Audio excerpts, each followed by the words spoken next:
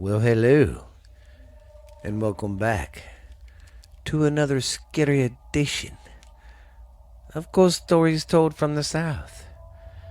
I am your host, Stephen LeBooth, and we've got some great stuff for you today, my kitty cats. Some scary stuff. We're still going to cover some highways and haunted roads, but that's it for the roads and stuff after today. I'm probably just going to go back to just looking up haunted stuff, haunted anything. You know, see what kind of creatures are out in the woods, all sorts of stuff like that. So I'm going to go back to doing that. Stories like that from around the world. But like I said, this is Ghost Stories Told from the South. I am your host, Stephen LeBooth. And this is episode 90, Mother Lovin' 3. I'm excited, guys. Getting closer to 100. That's a big deal getting a 100th episode. That's like 2 years of doing this. But the 2-year anniversary show is going to be the 104th show. That's going to be the anniversary show for the 2-year mark. Because there's 52 Fridays or 52 weeks in a year. And I do 50 shows a week, 52 shows a week. So I'm going to be doing that. So going to be doing a lot of going back to this and that and all sorts of crazy stuff. So it should be great. It should be fun. I might try to start working. I should start working on it about episode 98, 99, you think? Yeah. But I hope you guys are having a great spooky week. And I hope your week is going great. I hope everything's fine at work. And I hope you've been doing some good exploring. It's been some good weather to go exploring some abandoned places or go exploring some haunted woods or just go exploring, period. You know, no telling what you might find out, what kind of history.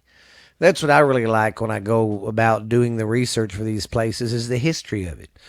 You know, why is it haunted? You know, all that kind of good stuff. So, it to be great.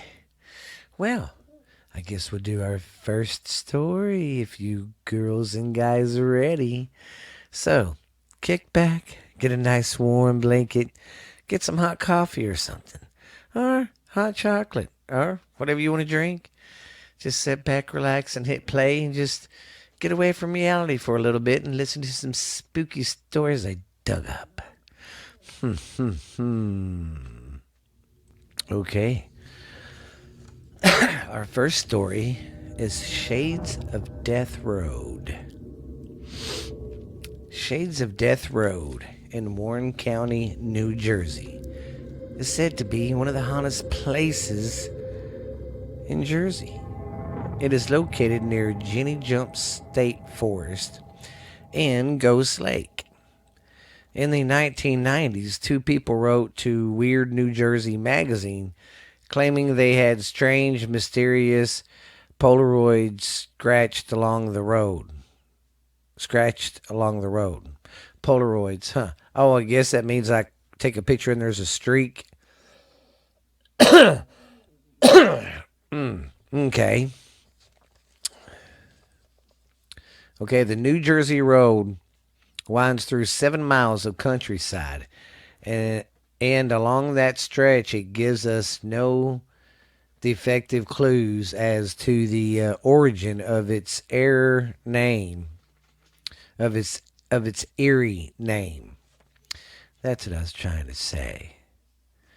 And I hate it when they do this. Okay, for its eerie name. While the explanation for its highly unusual name has been lost, many theories about. Some say that murderous hangmen would rob and kill those along the road. Highwaymen back in the day were your robbers. They were the ones who hung out on the old trails because they didn't have like main roads like they do now. They had like basically a horse trail. It had 2 lines in the road where the wagons was on it constantly and the 2 horses or however many horses pulling it. So they would rob them and apparently kill them here. Where was I at? Rob them and kill them. Others say the reason why, because of the violent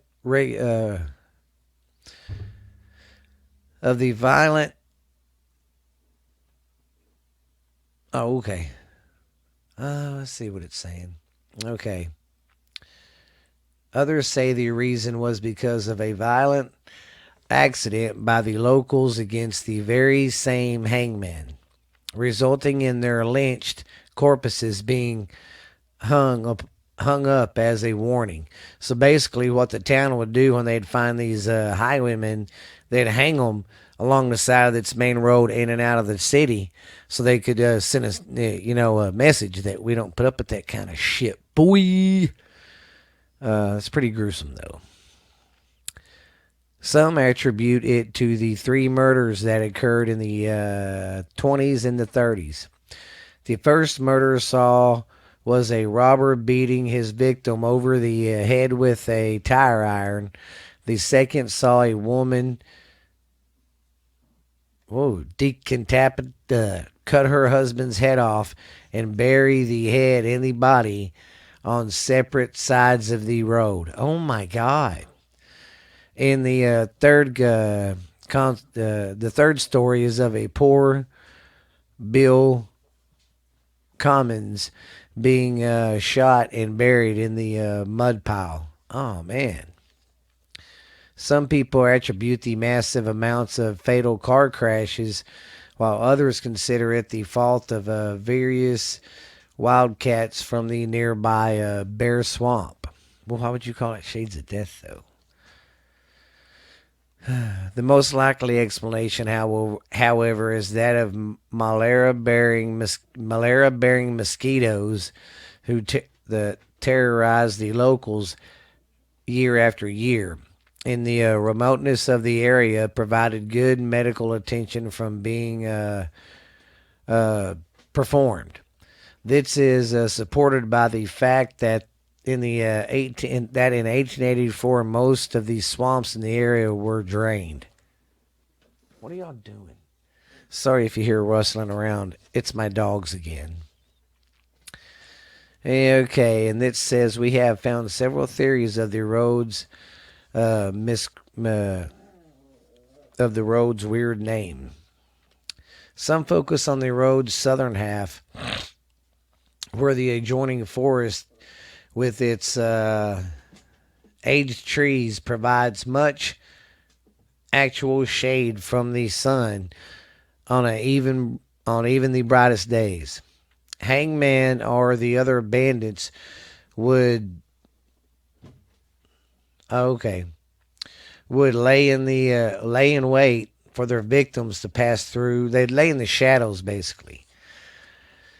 Then they would cut their victims' throats after taking what they had, or they would engage in fights to the death among themselves over women. That's kind of dumb. A fight to the death over a woman. Sorry. Well, I mean, I don't know. That's a different podcast. That's a romantic love podcast, and I don't do them. Or it is said that the local populace would take revenge against these highwaymen by lynching them, leaving their bodies dangling from the tree branches, telling other criminals to not do it. In the 1920s and 30s, there were 3 brutal murders. Okay, we just talked about that. Okay. We'll go right here. The twists and turns of the road have led to suggest that it led to an weird number of fatal car accidents. Basically, this road's pretty windy and it's led to a bunch of car accidents. Supposedly, the reflection of guard rails along the road indicate where that has happened, because when you hit one of them rails, it leaves the marks from your car on there. However, the road had earned its name while before automobiles used to become common in the area. So it already had the name way before they came. And then it says Bear Swamp nearby, known as either Cat Hollow or Cat Swamp, because of the packs of various wildcats they live there. How frequently and lethally attacked the travelers along the road. So basically, this road, you had to worry about the fucking wildcats. And then on these roads, you had to worry about people robbing you. That's no wonder this road has so much tragedy. And then the final explanation points to a Prequist lowlands nearby Bear Swamp used today for sod farming. In the 1850s, malaria-carrying insects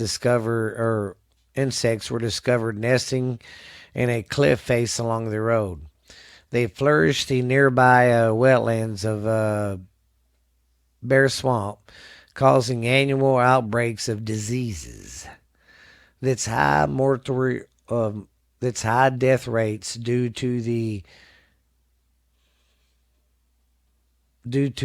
malaria of the area from the effect of the medical treatment cut a swath through so many families that a street once called Merle Shades of Shades Road due to its tree cover took on the name Shades of Death out of black humor. Oh, so as a racist joke, I take it. The people was so widespread that in the 1884, a state-sponsored project drained these swamps, ending the threat. Well, the swamps, them bugs get in the swamps, and some of that still water, sits there. So, yeah, it's crazy. Now, this is talking about the terror on the road. A murder that's supposedly occurred where was the murder of a 15-year-old girl. Apparently, she was dating a boy who had a lot of mental problems. One night, he invited the girl and her friend to go hiking off in the woods. When they were deep in the forest, he attacked the girl. Her friend managed to get away and tried to bring help. By the time she got back, back with police, it was too late. The boy had already assaulted the girl and stabbed her to death. He is still serving a life sentence. Wow. Gruesome history and spooky name aside, you have much to fear along this roadway.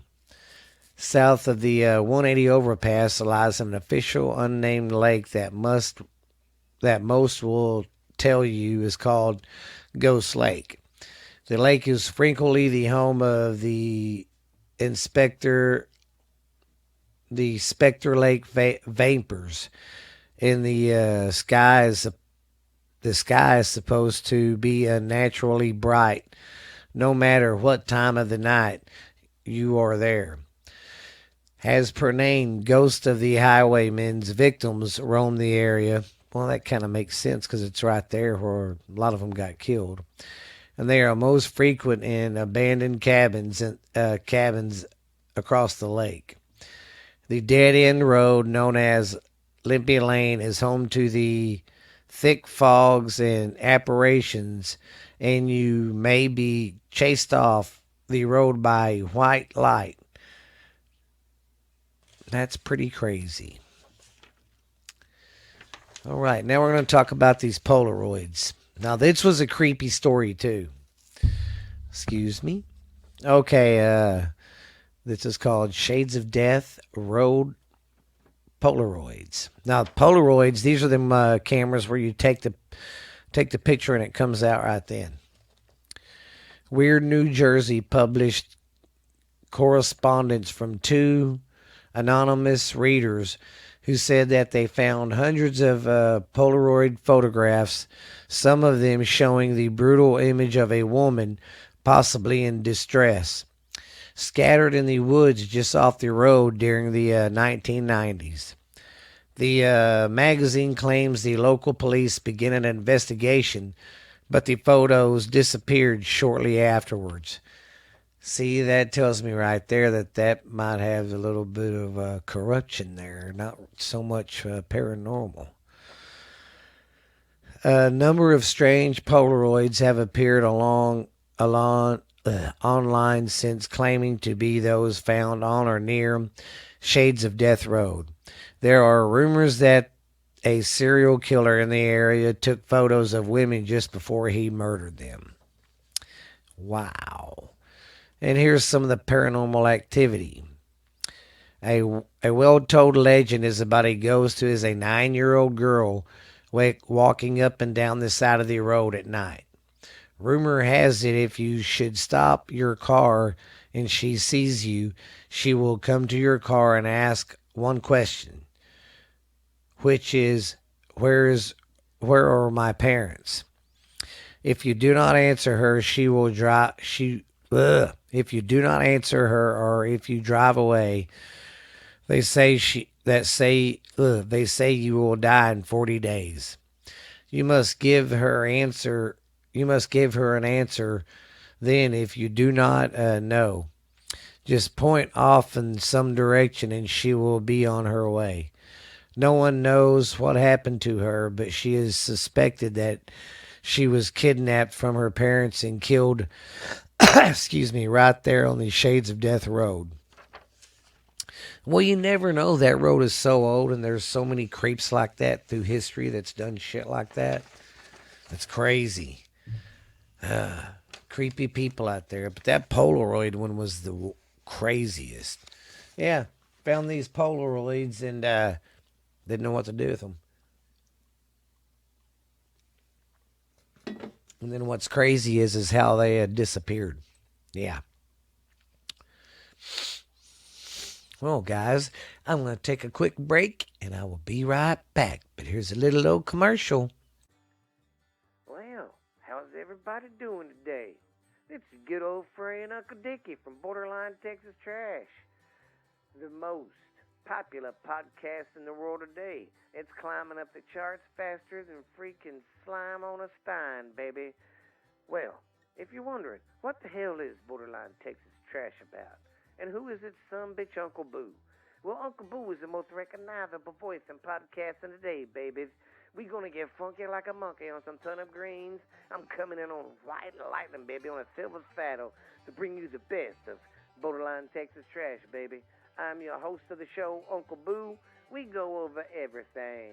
We do a little bit of politics at the end, but not much. I don't step into that bullshit a whole lot. But we have fun. I go over stupid world news of the day, talk about stuff from the past, what the cost of living or stuff was like that. And we just talk about all sorts of fucking fun facts, do a little joking around. And my niece joins the show sometimes. We do a little segment called Ash Handy's Garage on Friday nights, baby. That's our live show we do sometimes. And then I got the uncle that I talk to down in Boothville, Louisiana. And he calls sometimes. We have a little show called Uncle Dickie's Corner. So you guys come check out Texas Borderline Texas Trash, baby. I know you will love it. We are on every platform you can think of. Spotify, Stitcher, Pandora, iHeart. We're on everything. We're even on Podbean, man. We even got our own YouTube channel. We even got an Instagram account, and we got our Facebook account. So go check us out, man, and come listen to the show.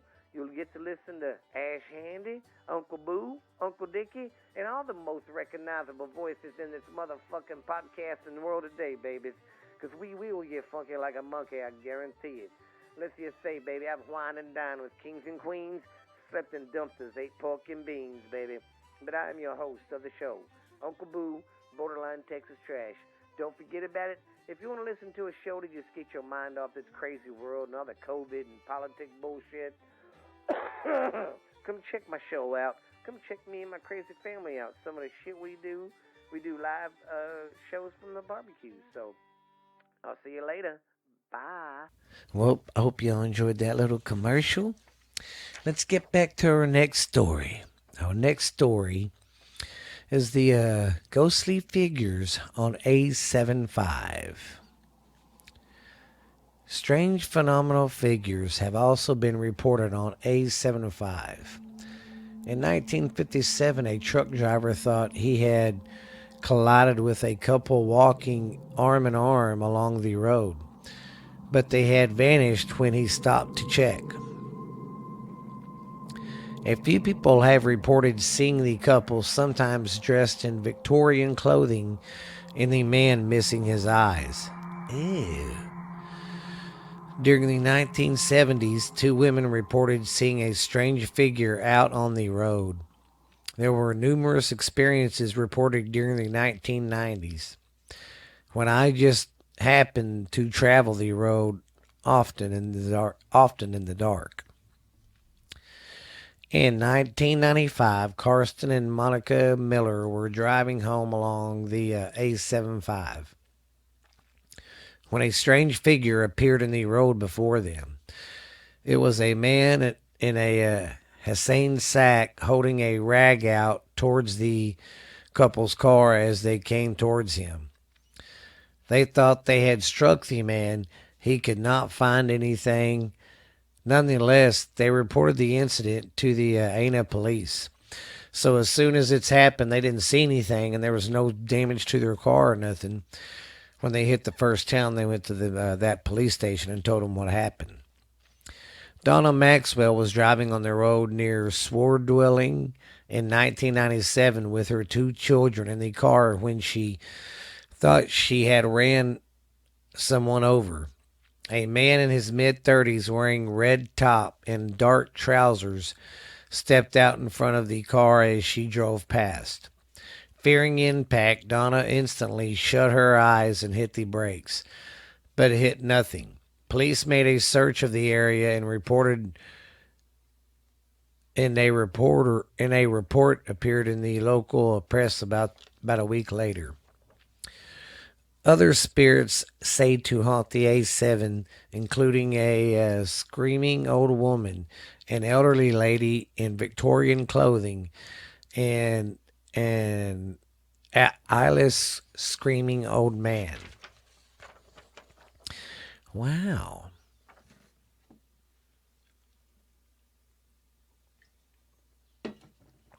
Well, I'm not done yet. The A7, which stretches 93 miles through Dumfries and Gawley from Greta to Strangerville, Anna, and Castle Douglas, is one I'm very familiar with, having traveled on it often as a teenager when I lived in the area. What I didn't know, and is probably a blessing in disguise, that it was regarded as the most haunted road in the country. Where am I at? It is horrendous. It has a horrendous record for car accidents and ghosts to the extend and ghosts in the area that extend many locals wouldn't travel on at night. It's called the Road to Hell. This report dates back to 1957, but the most eventful comes from 1962, when two brothers were returning home to Antha after a week spent touring Scotland in their father's car, having topped it up the portal tank. At midnight in Dumfries. The Ferguson brothers had only 15 miles to go before they were home. But it is debulous either of them got any sleep that night. The last half hour before they reached Anna was fright and terrifying. On the road before them was a plethora of strange creatures and figures, which Derek, the eldest, tried to avoid hitting with Norman. His 14-year-old brother set up plastered in terror to the passenger seat. Strange screams, crackles, and stuff was in the air. You could hear a bunch of screaming and crackling. Uh, whilst a stranger and buffed the car and shook it so badly, both brothers were ill. Derek attempted to control the car against a strange force trying to take over the steering wheel. When he saw, with a relief of a frustration, van on the road ahead, but it was a short lived relief as it was a ghost van, which it appeared the boys were about to crash into. Luckily, they escaped. Well, that's a crazy place, guys. A7, what's it called? A75. Yeah. Go check that one out. It sounds pretty creepy.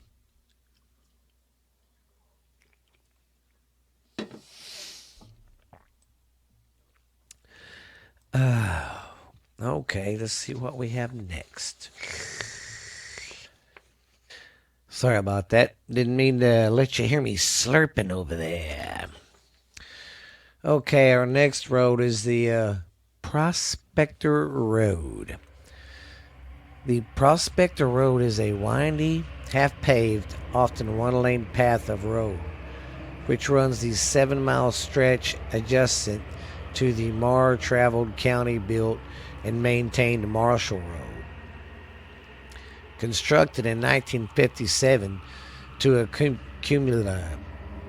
accumulate for an ever increasing traffic,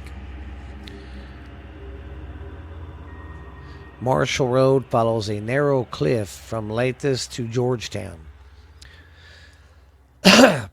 Prospectors often called this old road, having been utilized since it was built by the Chinese labor in the early 1800s, guts the winding mountainside connecting with Marshall at both Lathis and Garden Valley.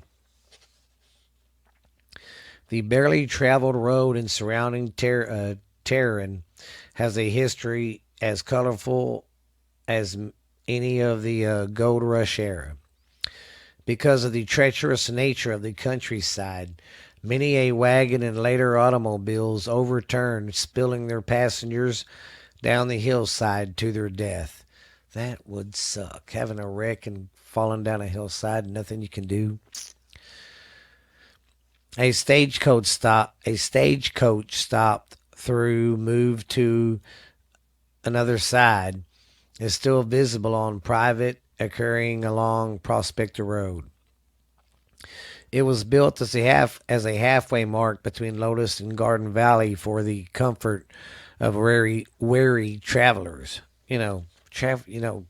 People who retired, because back then there wasn't cars and automobiles. They didn't have air conditioning. There wasn't even electricity. So you was on horseback, and if you rode a horse all day from riding, you was ready to get off the damn thing. Later, a line of shack and check stations were built along Prospect Road at the O'Brien and Maxwell Kermit mines. Both prospering businesses. A camaraderie was needed.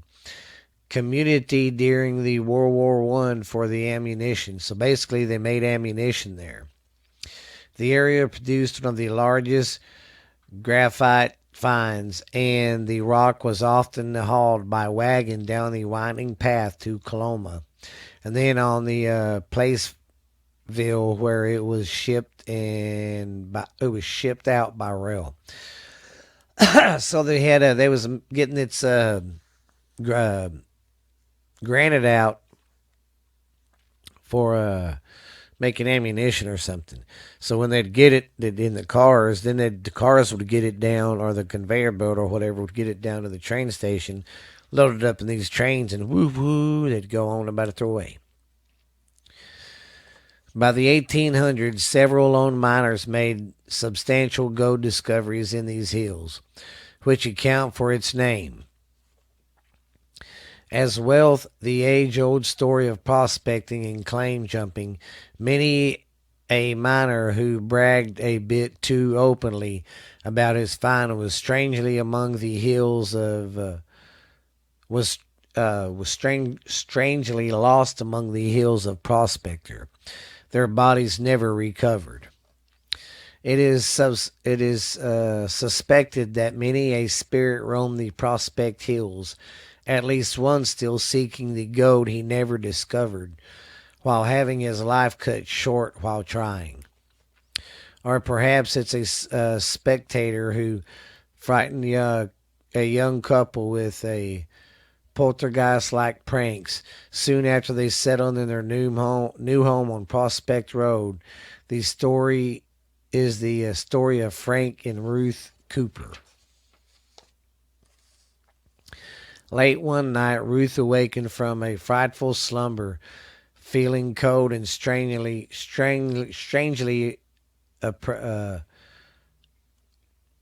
oppressed. She knew she had made a good fire in the well-burning stove before returning, and the two-story cabin should still be warm. Still, she felt something was wrong. Was there an intruder in the house? She awakened her husband, and together they went down the stairs. Frank had locked and bolted the front door earlier in the evening.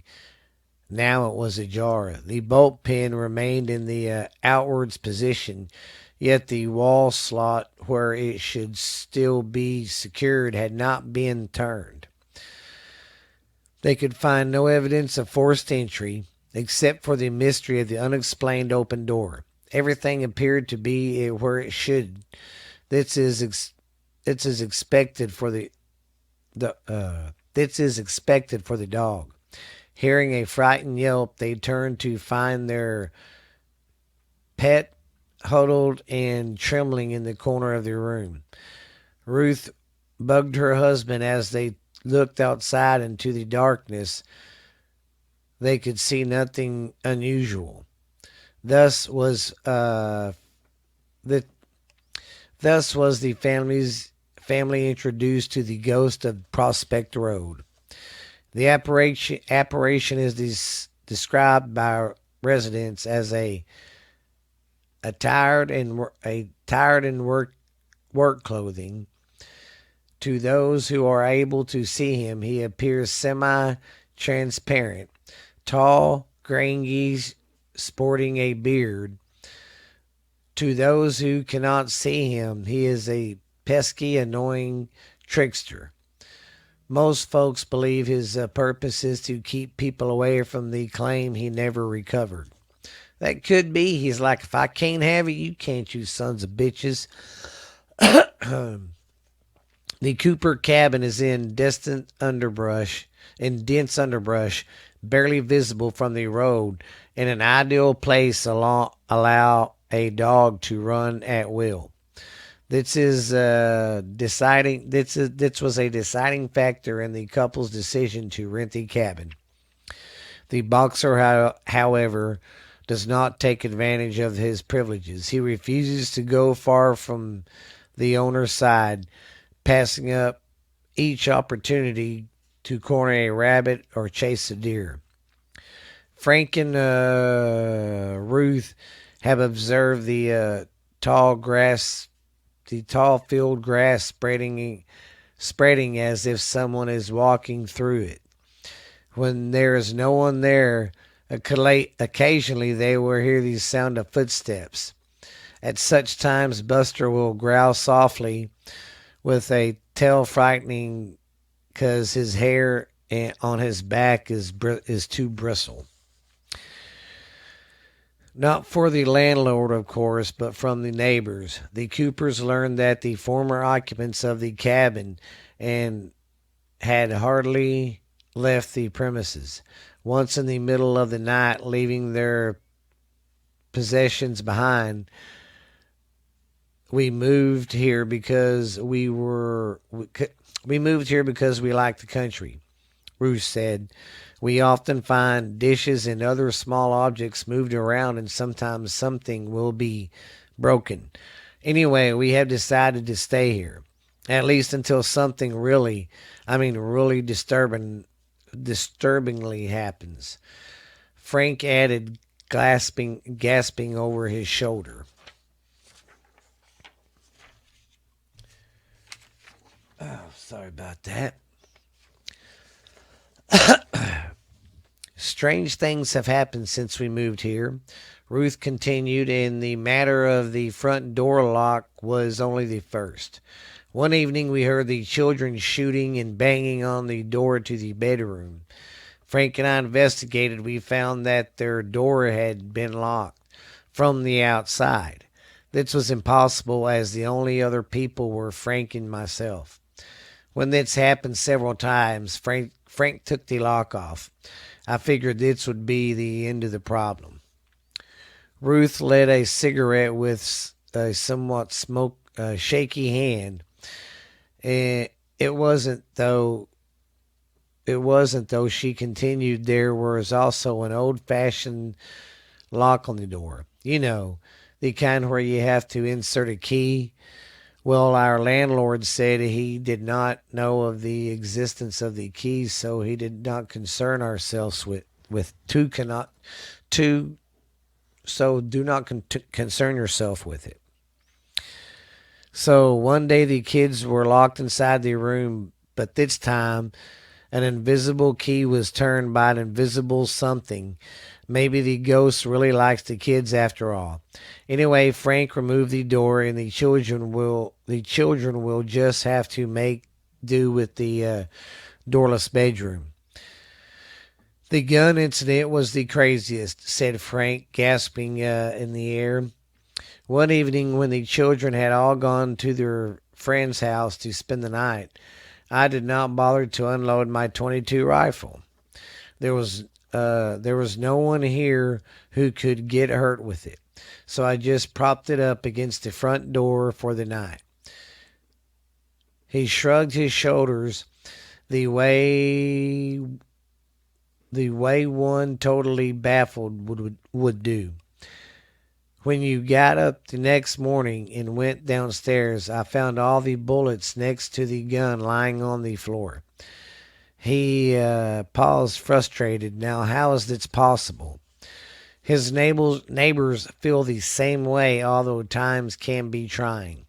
I just want to know what causes all this commotion. And here, said George, a man in his elderly 40s or something, misses unnaturally, but we have lived with it so long it's becoming to seem normal to us. I guess it doesn't frighten me anymore, but just when you think it's gone for good, something unheard or unexplained happens again. Little things like objects moving around, strange noises could be tolerated, but the last summer things came to a frightening scenario. My son Billy and his father had decided to walk just after dark. He began. His son interrupted. Why do things always have to happen to me? I never believed in ghosts, and I did not want to know. The 17-year-old straight A student said, "But I have too. I saw him clearly. So did my friends."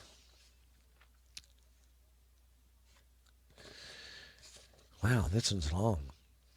Billy's ghostly encounter happened one night on a summer's eve while his parents were entertaining several friends. Where'd I go? Somewhere. Billy was occupied with companions of his own age, two who came along with their parents and another who was his school chum. Soon the teenagers became bored with parental chatter and unexcused themselves to take a walk down Prospector Road. As all the kids do, they needed to chance to vent their extra energy. They walked consistent of laughing and joking, pushing each other into the bushes, and treating each other like casual friends, happy to be free and mischief behavior and expected of them while in the company of their parents. Billy took to the lead, taking pride in parading his friends around an old shed. Then following them to explore the loft and the cattle barn. Afterward, my crisscross pattern, he led them back up the hill towards the road to display his new baby lamb in the pen just beyond the house. But they turned the corner and Billy saw something shining in the moonlight. He intensely put his arms out to stop his friends. Billy and his friends took a step backwards as a firmly outlined, not of this world, memorized and faced them on the path. With the moonlight and the dim light escaping from the back porch, they could only see the figure of a tall man draped in a tarp-like material, which appeared to be a tattered rain garment. Whether the apparition heard the startled teenagers or it was to do so for some twisted stuff of fate, they enraged swaying specters turned and glared fixedly at the boys.